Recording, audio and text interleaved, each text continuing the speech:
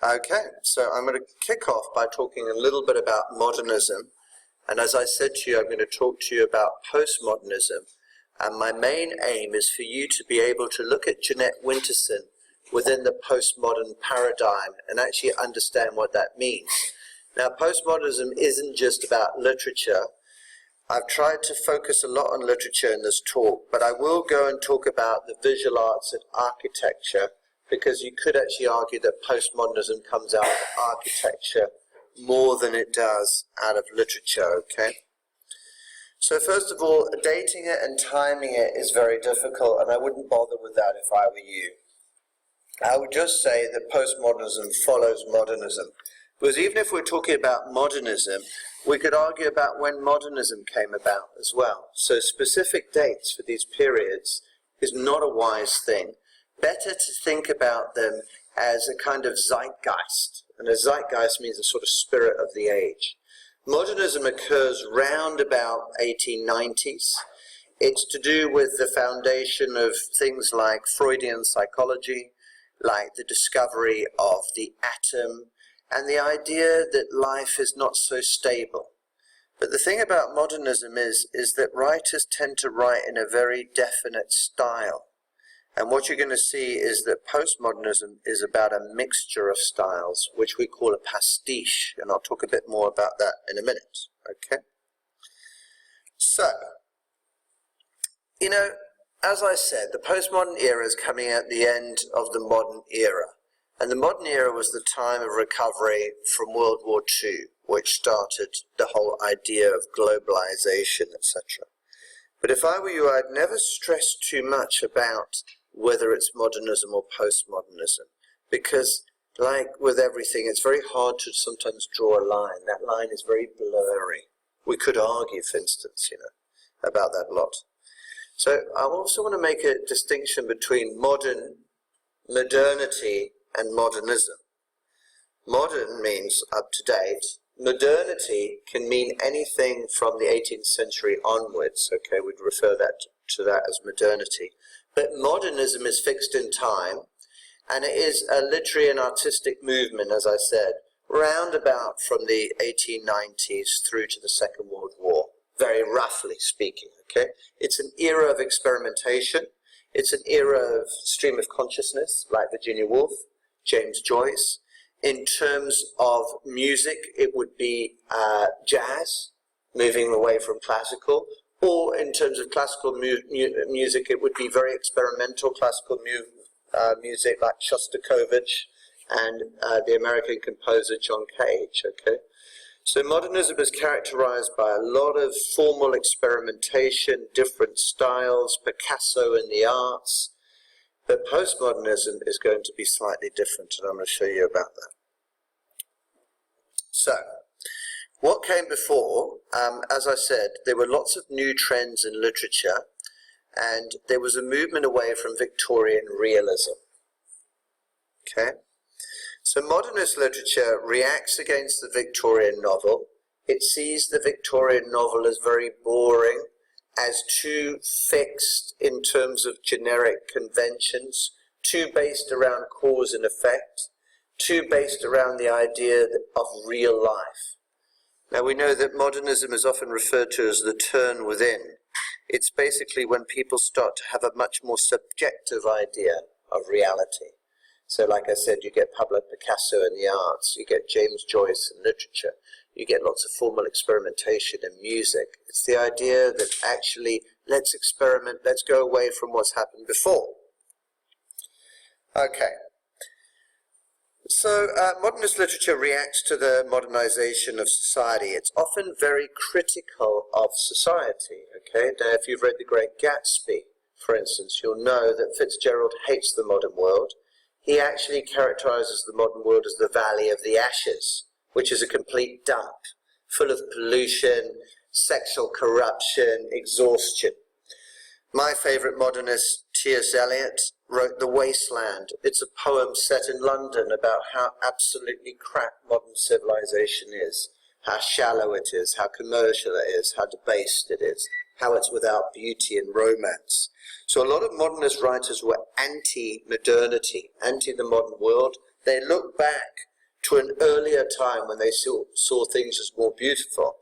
We talked a lot about Aldous Huxley, haven't we? Brave New World. He's a modernist writer, obviously, a dystopian modernist writer. Again, that same dislike of the modern commercial packaged world, okay? That certain modernists were socialists. They rejected the commercialism of of this new world. Other modernists were fascists, extreme right-wing people who saw people like Mussolini, who was worshipped by a lot of Italian modernists called the Futurists. Obviously, in Germany, you had the growth of fascism as well. Both of them were seen as more pure forms of politics than modern democracy, etc. And after the election of Trump, who can blame people for feeling that way? So there's a lot of dislike of bureaucracy in modernism. Franz Kafka, who I really recommend you guys try and read, just something like The Trial or The Castle, or just a short story like Metamorphosis. They show the world as bureaucratic. In Metamorphosis, Franz Kafka actually pictures himself as a cockroach, as a bug. He wakes up in bed one day, but his boss bangs on the door and says, you still have to come to work. And so it's about this kind of horrible, new modern society that demands things of you. If you want to see it in its purest form, you might want to look at, say, Charlie Chaplin, Modern Times, where he works in a factory, where you're not allowed to eat lunch, a machine has to feed you and shove food in while you work. Or you might watch Metropolis, Fritz Lang movie, okay? These are modernist texts. All right. So modernism is often trying to make a big break with what came before. The modernists hated the Victorians. Virginia Woolf turned on the Victorians. She disliked them. Freud, of course, turned on the Victorians as well and showed that they were all mentally ill and hysterical and excessively repressed. So it tried to make a real clean break. I'm going to suggest to you that postmodernism doesn't try and make such a clean break with modernism. It's much harder to see. And as I said, a lot of modernism is very pessimistic. Okay. Now, it's a collection of techniques. They're often, as I said, experimental, often challenging, often attempt to reproduce the inner workings of the mind. That's why modernism is a turn within. That's why Freud is so important, or the American psychologist William James. He's the person who came up with the term stream of consciousness, okay? Nothing is new. It's the degree of experimentation which is new. All of a sudden, you've got Picasso, you've got Modigliani, you have Cézanne, you have Cubism, you have Futurism, you have the Bridge, you have this incredible wealth of experimentation that occurs right across the world, but is centered mainly in Europe. So there's a real dislike of objective realism. You'll know it begins with Impressionism, where they try to make reality a bit more blurry. But you can look back to 19th century artists like the British artist Turner, who also loved smoke, making reality more hazy, more problematic. Cubism, okay, which is this idea of getting to strict form that lies beneath what we can see. Mondrian, the idea of expressionism. Mondrian is here, very sort of cubist style with bold color, very simple style, leading to things like minimalism. Right. Now, what is postmodernism? Well, postmodernism has a different kind of idea. Usually there's one point of view in modernism, and it's very serious art. Postmodern art tends to be fun, tends to be like Warhol, not very serious. Painting cans of soup, celebrating mass consumption rather than hating it. Warhol actually likes mass consumption. It's very American in many ways. You know, it's no surprise that a lot of postmodernity comes out of the United States. It's fun. It's discontinuous quite often. It's intertextual. It uses lots and lots of different references. Rauschenberg, for instance, Warhol. They might actually take pictures from the Renaissance, but then put a Lucky Strike cigarette in their mouth. There's much more of a sense of things being fun, much more eclectic, much more discontinuous, no big, deep, heavy message. The idea is that the world is quite surface and that you shouldn't be too serious about it. Pastiche is what characterizes postmodernism. Pastiche means mixing lots of different styles, whereas modernism is actually usually about one style, like James Joyce, or like Joseph Conrad, or D.H. Lawrence. They have a very discernible voice. Postmodernism is about mixing styles, having fun, pastiche. Another word, French word, bricolage is often used, where you put lots of different things together to make a work of art. Right, in modernism you have the typical themes of the breakdown of social norms. So you'll find that with The Great Gatsby, I'm going to use again. The idea of criminality, of Gatsby being destroyed. There's often a fear of a meaningless future, like I said, the Valley of the Ashes. There's a loss of spirituality, often in a lot of modernist literature. There's a sort of spiritual crisis. And there's a rejection of tradition. And there's a lot of disillusionment about Western values, something that's occurring in our society again today. So a lot of modernist writers look at the world and think the West is in decline. There's a lot of bemoaning this idea of decline, etc. Okay? You'll see postmodernism is often an incredible celebration of the West, especially in the United States. Again, Jasper Johns would be a good example of an American artist who celebrates America, celebrates its consumerism, sees it as fun, as vibrant, as colourful, as post-war, getting away from this heavy modernism and having fun and playing. And they love Las Vegas quite often, postmodernists, because of its kind of twisted plastic fun. They love the gondolas in the hotels. They see it as interesting and as getting away, as I say, from heavy European intellectualism. And in modernism, they hate all the artificiality. You know, T.S. Eliot listens to jazz and he thinks, what's this terrible, crappy new music? You know, why can't we have wonderful classical music back? Postmodernists on the whole actually often, embrace things like pop music, hip-hop. They mix it together. They see it as artistic, as innovative. Okay. Oh, sorry, I went one too far there, okay? Some modernist writers are there. I won't go through these because you can check the PowerPoint at home, but these are very famous modernist writers. Now, postmodernism. So it doesn't follow on from modernism in the way that, I said that modernism follows on from the Victorians. It's not really a literary style, as I said. It's more of a philosophy. It's more of an idea of departing from modernism, yeah? It applies the same techniques, but it has a different outlook. So it's often very experimental as well, but not with all of this heavy message idea, more because it wants to have fun by recombining and combining things, okay? Much less pessimistic on the whole. And a lot of black humor, a lot of, tongue-in-cheek humor. So, what are the techniques? Well, they have very similar techniques. They use point of view, they use satire, they use intertextuality, as we've seen in The Handmaid's Tale. There's a lot of discontinuity.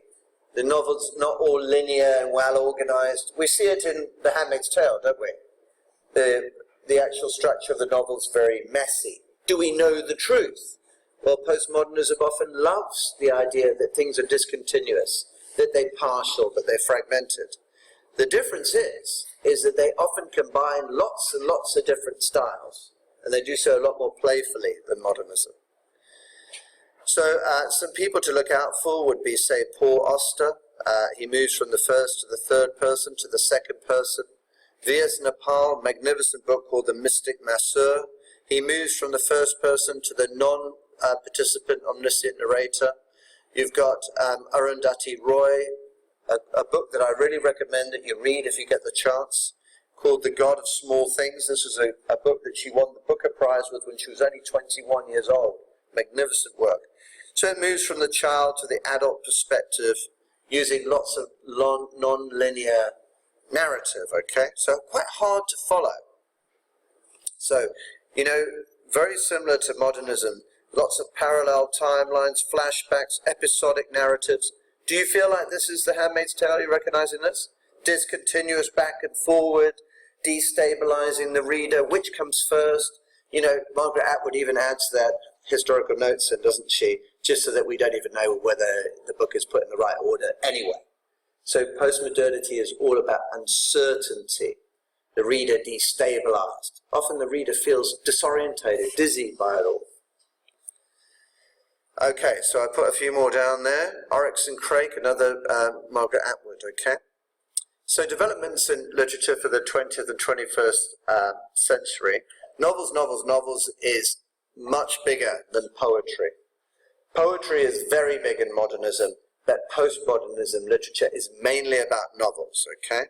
And there's increasing diversity, like we've said, science fiction and fantasy.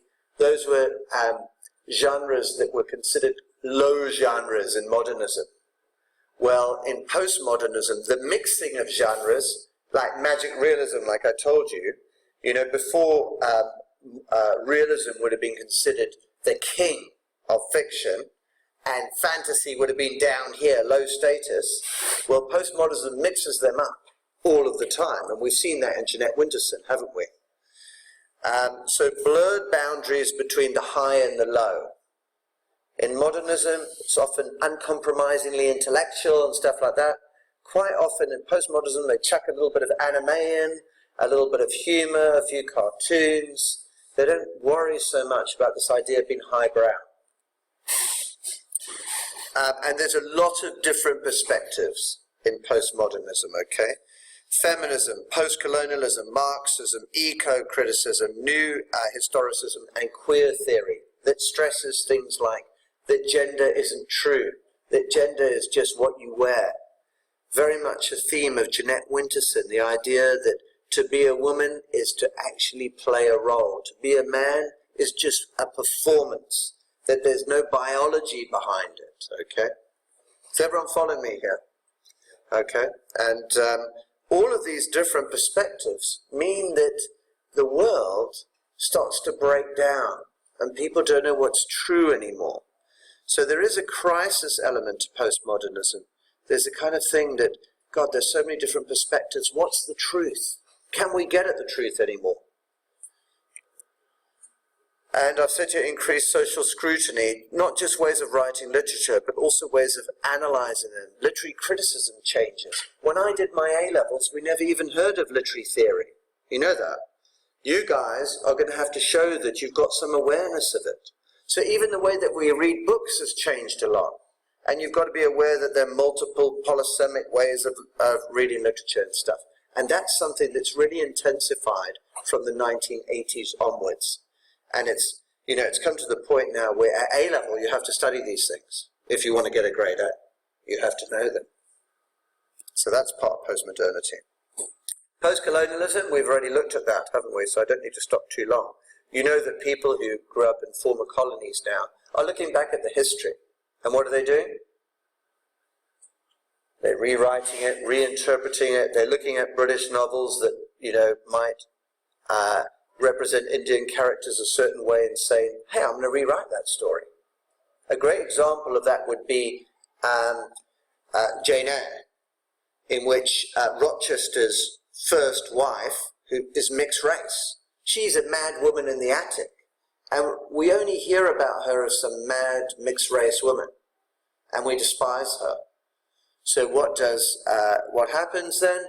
Jean Rhys goes away, she reads this book, and she writes a book called Wide Sargasso Sea. And guess whose point of view the whole story is told from? Yeah, that wife up in the attic, showing what a bastard Rochester is for sticking her up there because he's got ashamed of her. So that would be very typical of post-colonial, which is to change the narrative, to change the perspective, to rewrite the history of the conquerors from the point of view of below. And here's some people. Obviously, Salman Rushdie is not someone to read in Dubai because his novel's about you. There's a real interest in marginalised voices, and this is where Jeanette Winterson comes in. Why would Jeanette Winterson come in, do you reckon, Josiah? Which marginalised voice do you think we're hearing there? Yeah, the lesbian, the gay voice comes out there. And so In postmodernity, there's often a stress of, hey, who was silenced previously? Who didn't have a voice? I'm going to give those people a voice. Gay people, slaves, conquered people, people who previously were ignored and written out of history. Right, I just thought I'd whack a little bit of stuff in there. Warhol, obviously, exploiting new techniques in art, like photography. You know, representing photography and colouring, etc. Can you see using some modernist techniques? But much more fun. You know what I mean? Right, what else do I want to show you? This is just the dating of it, and I just wanted you to see that, you know, it's quite hard to actually date, and it's quite hard to say where it came from, but I would say the United States is the absolute centre of postmodernity. Yeah? In architecture, it's very easy for me to illustrate to you the difference, okay? This here, these buildings are modernist buildings. They are called the International Style. They are designed by a German architect called Mies van der Rohe. And what he did is he wanted form to follow function. So they built, unlike Victorian buildings that are full of decorations and stuff, the International Modernist style is no decoration. Form follows function. Minimalist principles. So you can see this, can't you?